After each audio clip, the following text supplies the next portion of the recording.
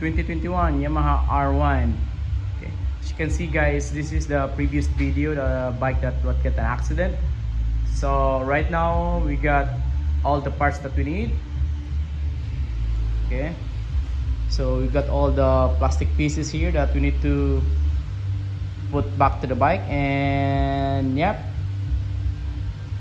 check for the outcome on this one, see how it goes. All right.